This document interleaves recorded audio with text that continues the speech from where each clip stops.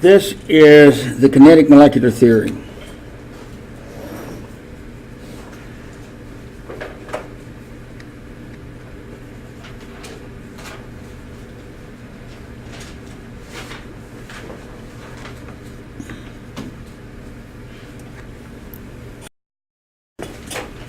Primarily, it's the description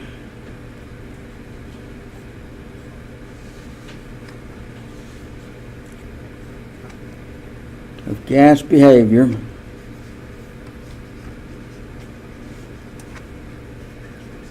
on the molecular level.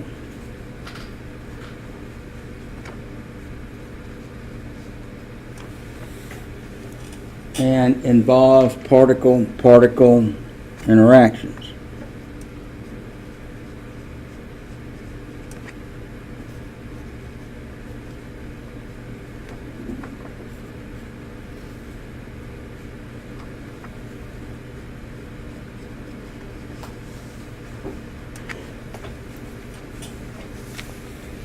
Now, to understand the essence and complete concept of the kinetic molecular theory, the math involved here in some cases is way beyond the scope of the course. So I have three objectives. One, the postulates of the kinetic molecular theory,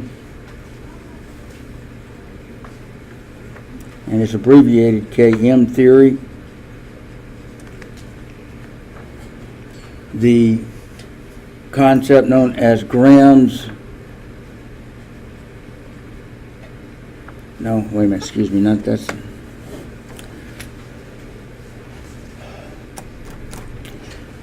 the Boltzmann,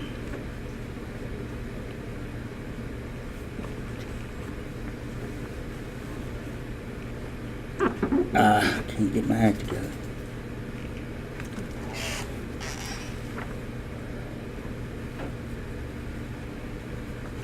Energy distribution curve.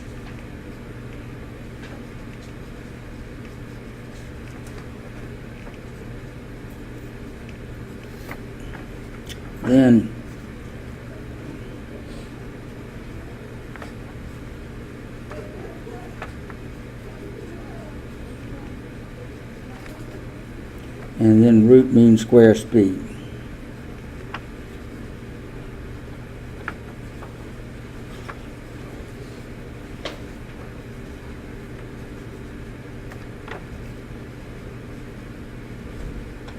So we have really four items to cover to finish this kinetic molecular theory. Now this is the molecular level micro description of gas behavior, and the empirical relationships can be derived. We're not going to go there, but we will talk about how the KM theory describes the behavior of a gas.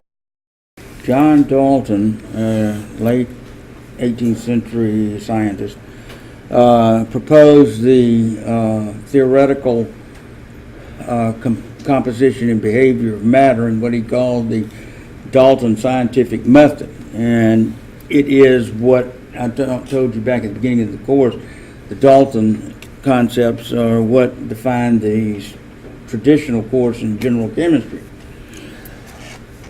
Here it starts off with some simple ideas. One, all matter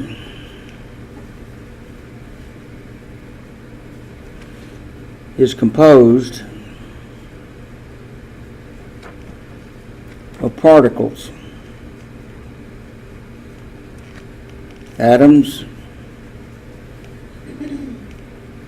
and or molecules.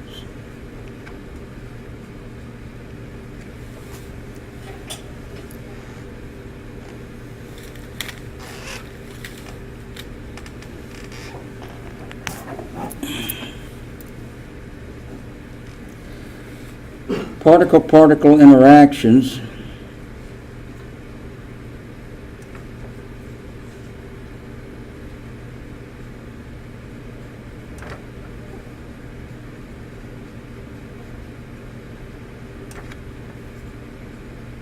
are attraction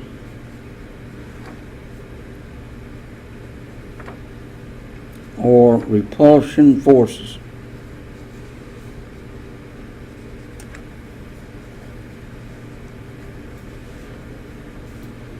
That is, opposites attract,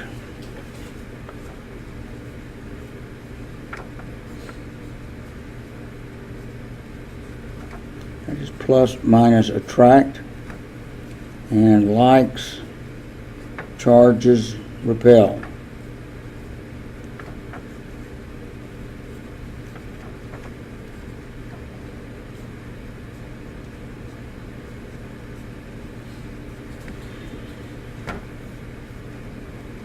Those repel. I think we already know that.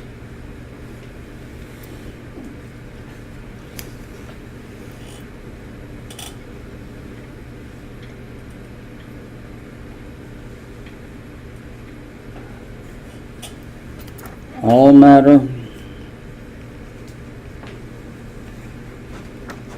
particles,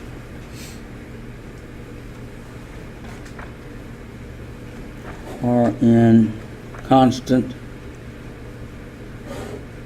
motion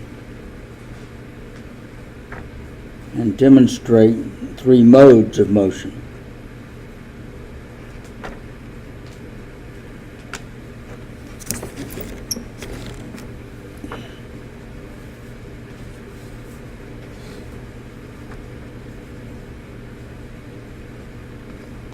Translation, rotation, vibration.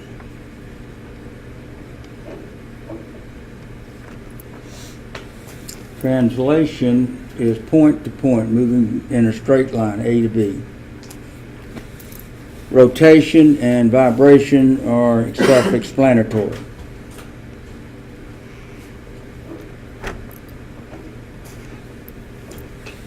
In the motion of particles, we find the speed of particles of a gas in a gas is directly proportional to the kinetic energy content.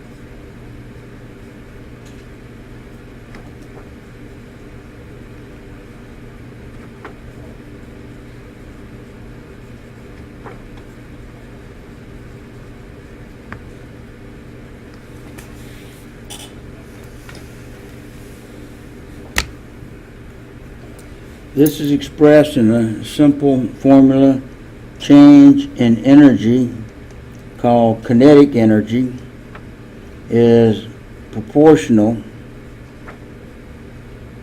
to its kinetic energy.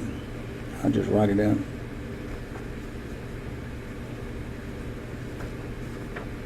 And kinetic energy is energy of motion. And to increase the kinetic energy, the idea is to heat the substance. So heating adds energy to, kinetic energy to the particles, and they move fast. That's what it ultimately boils down to. And finally, in the postulates of kinetic molecular theory, collisions between particles are assumed to be perfectly elastic. I'll explain.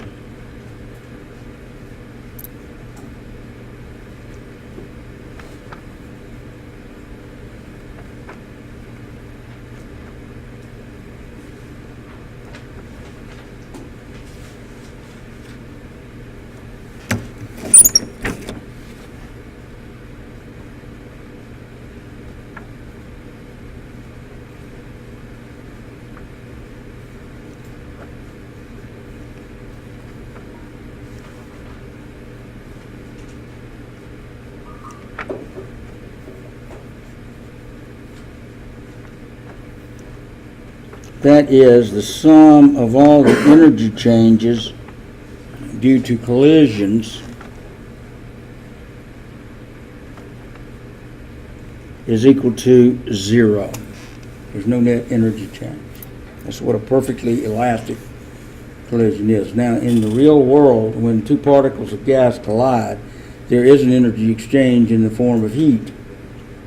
And as a result, it loses a certain amount of its intrinsic energy, kinetic energy. And without replacing that intrinsic energy, what would happen is all the gases bumping into one another would eventually transition from gas phase to liquid phase into solid, and we'd be sitting in a vacuum. Well, obviously that doesn't happen. Electromagnetic radiation or light that shining on the particles in the room are replacing what is lost in that collision heat exchange. But the net effect at a constant temperature is that we say, well, the sum of all the energy changes is 0. It doesn't change. And so that's just a particle-particle interaction assumption. That's part of the postulates. Okay. The concept of root mean square speed of a gas really comes out of what we call the Maxwell-Boltzmann distribution curve.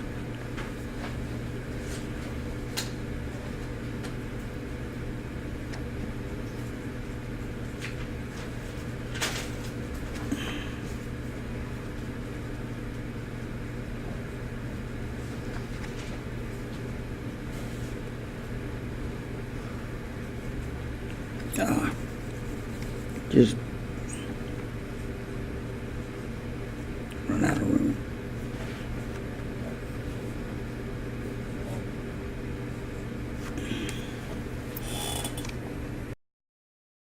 Okay. That should be number of particles. Now, it's pretty easy to visualize that in this room is full of gas particles, and we're of course breathing them.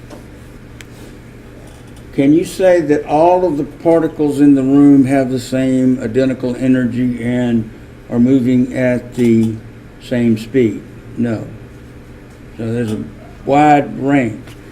Well, if you take all of those particles and collectively plot them under a curve, some having high speeds, some having low speeds, what you would find is a curve in, say, at the temperature we're living at, that would look like this.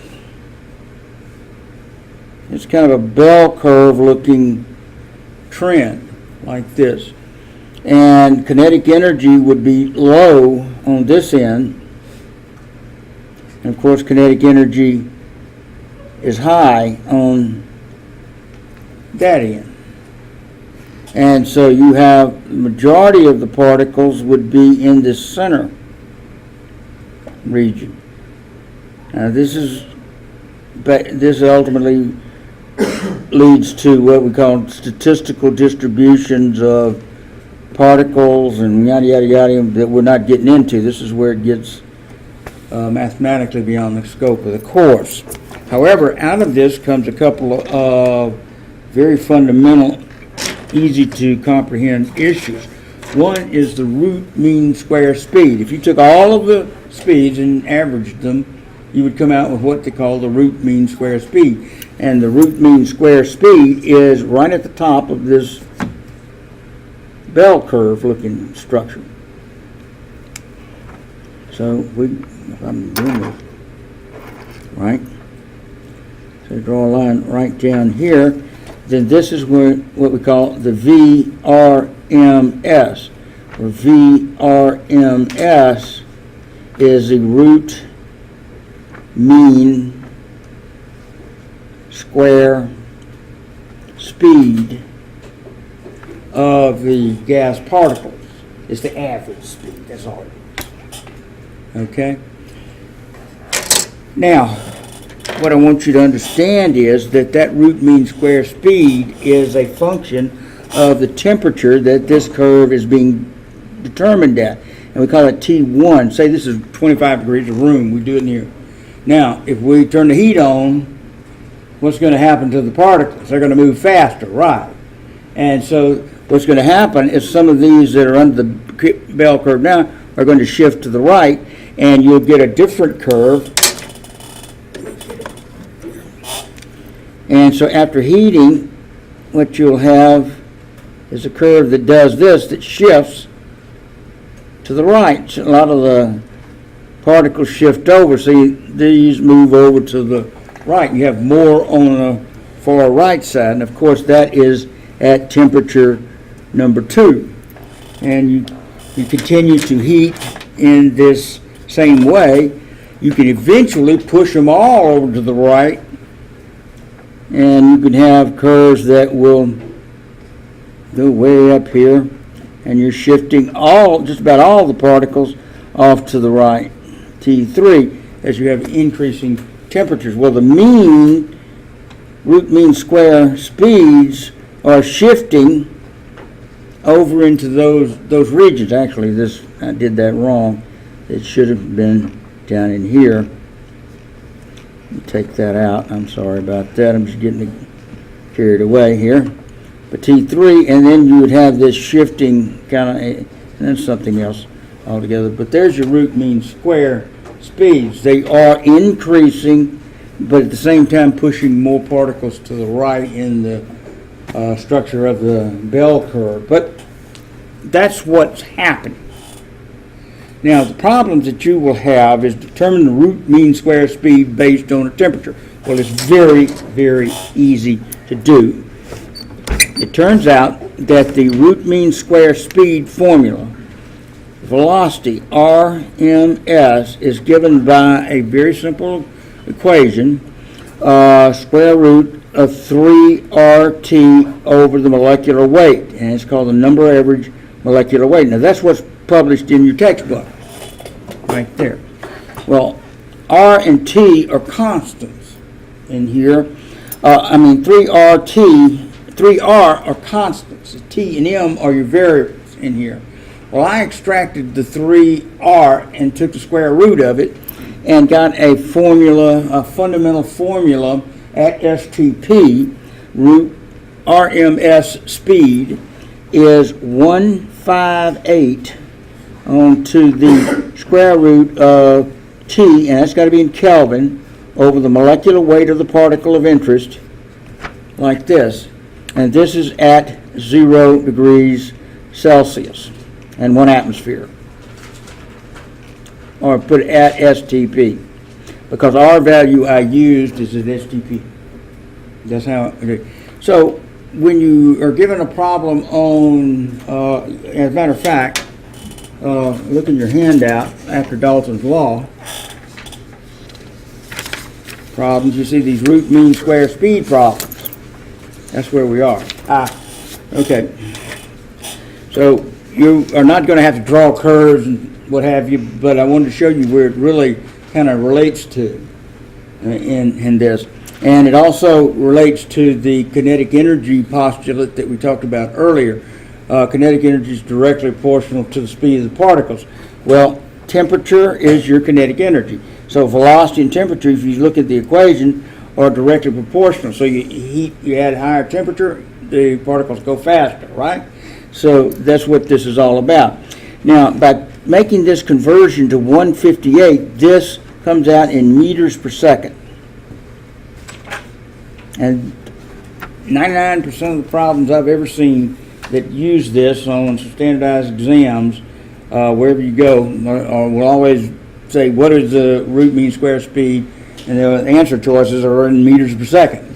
So this is a real simple issue. So using the problems here, what's the RMS speed for water vapor at 300 degrees Celsius? So it's just a matter, and it gives you an R value, but you really don't need it. Okay? RMS for H2O at 300 degrees C. Pencil is shot. Try this one. Well, using the equation that I've given you up here, right here, then you say the RMS velocity is 158 onto the square root of the Kelvin temperature over the molecular weight of water. And so that would be 158 onto the square root of, we had 273 to that, that's 573 for that one. And divide that by 18, which is the formula weight of water, and we'll tag it with meters per second. And so that's the simplicity of it. Sometimes it requires a lot of verbal explanation for something that is ultimately very simple. So I get 573 divided by 18 equals square root times 158, and the answer is 891. I'm on 892. 892 meters per second. And that's good enough. Now, that's at the 300 degrees. Now, usually people will, working with this, will want to know the speed factors as it transitions from 100 to 150 to 200 to 2, and make plots and use them as calibration curves and some other experiments. But the ones you have will be just basically what's on this sheet in here. So based on the data, all you're going to be responsible in here is using this formula right here. Just remember 158 square root of T over M, and it's in the meters per second. Everybody good? That's nothing more, nothing less. Okay. Effusion and diffusion. What's the difference? I don't know. I may have already told you this.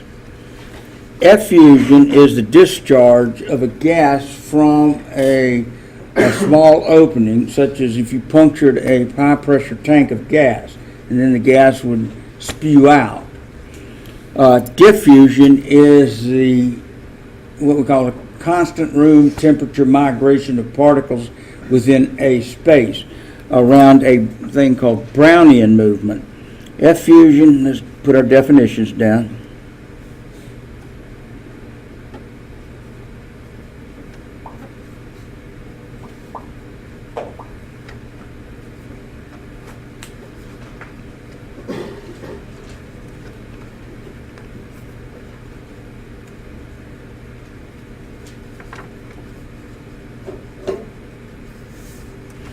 And then diffusion, both of them are at constant temperatures, just the effusion has pressure driving the movement of the gas. Diffusion is the random migration of gas phase particles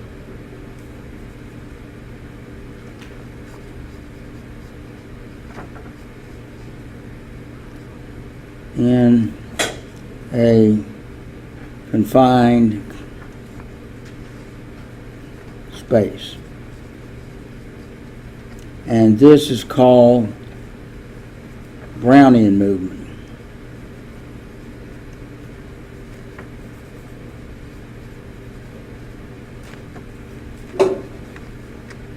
And is a particle starts, say here, it'll go up here, bounce off of something else here, and just keep doing that forever until it gets to wherever it's going.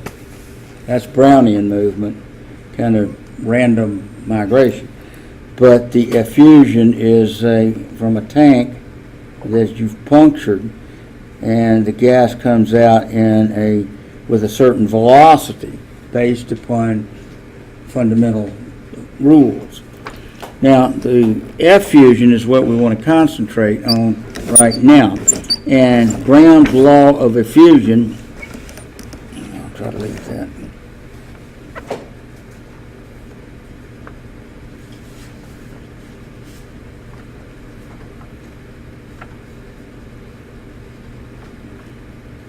Is the velocity of effusion is proportional to 1 over the square root of the mole, number average mole weight, or just the mole weight of whatever gases coming out of the system.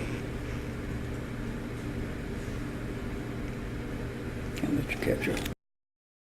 Okay, Graham's law of fusion says that the rate and speed at which a gas effuses is proportional to 1 over molecular weight. Now, there are two problems that you will deal with.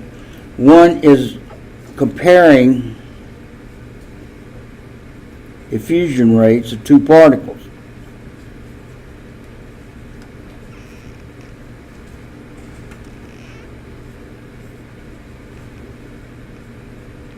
And two, effusion time.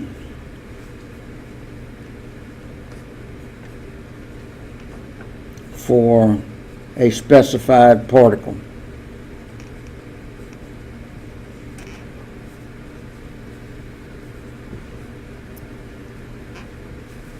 We'll start with comparing effusion rates.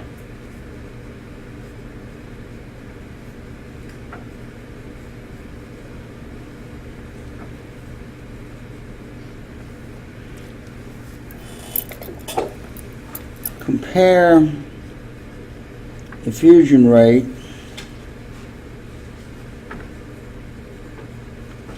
of CO2 gas and SO2 gas. All the other variables will be constant.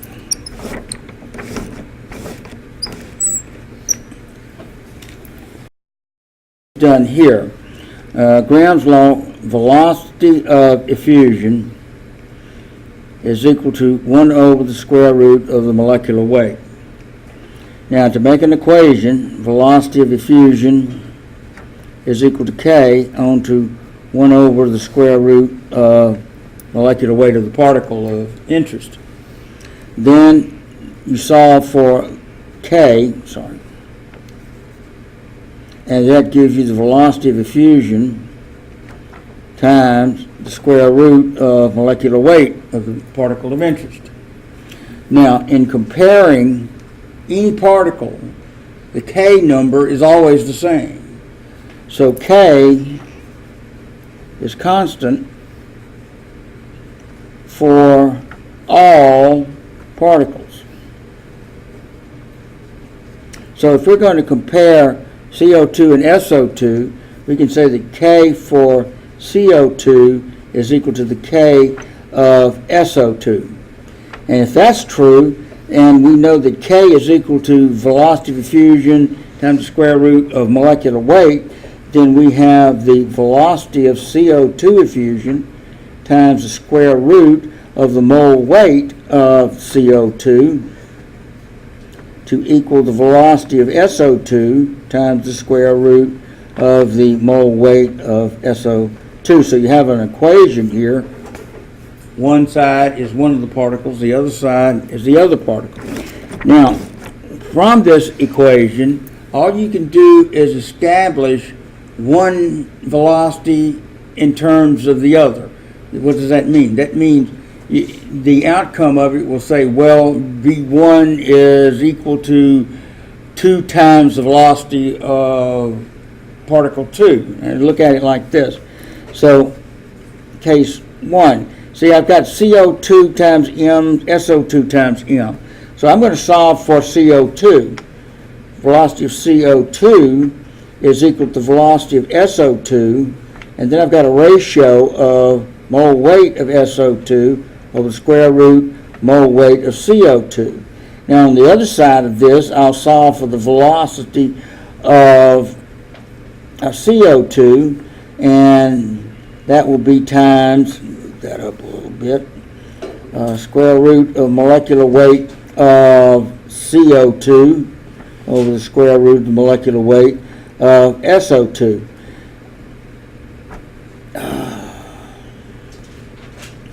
But CO2, what did I solve? Make sure I got it.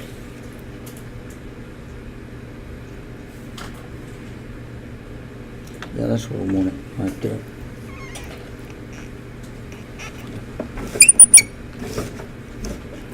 So what I'm telling you is you don't have a final number, you just have one in terms of the other.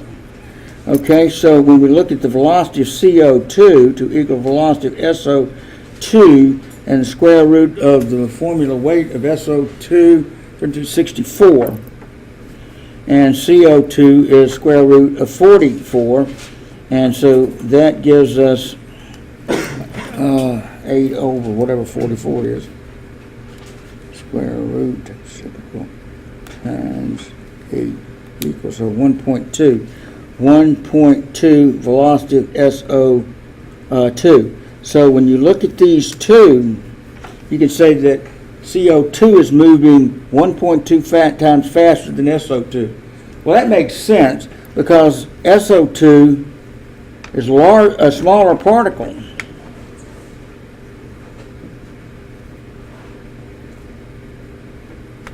Move faster than larger particles. And so really that's the essence of the problem you will see on test day is, well, you're given two gases, who's moving fastest?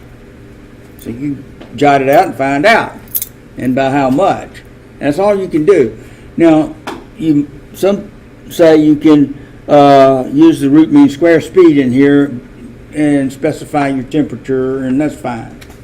And you can get absolute numbers and to put into your equations. But the bottom line on this kind of problem is you're just comparing one against the other. Who's doing what the fastest and by how much. When we talk about effusion time, we're talking about how long does it take for a gas to discharge and empty out of the tank. So to apply this to Graham's law, we have to use what we call the classic kinetic formula for velocity equals distance equals velocity times time.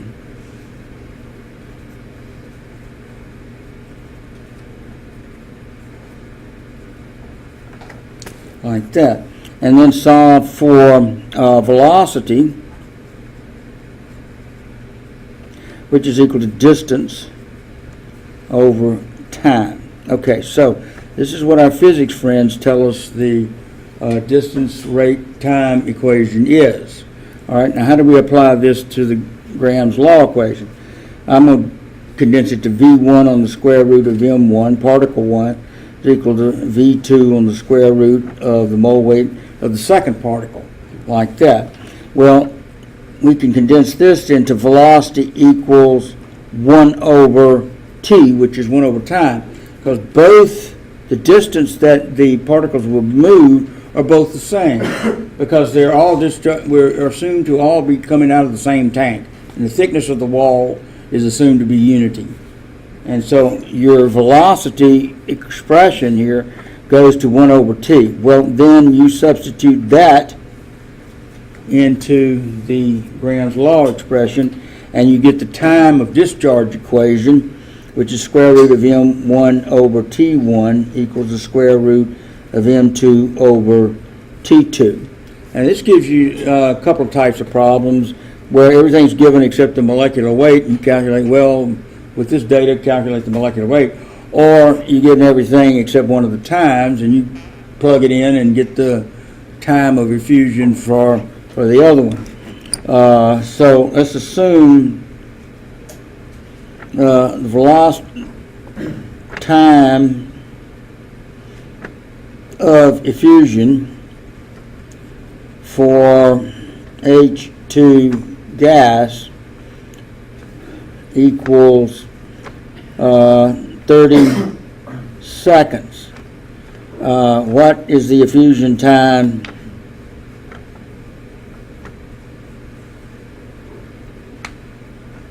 for helium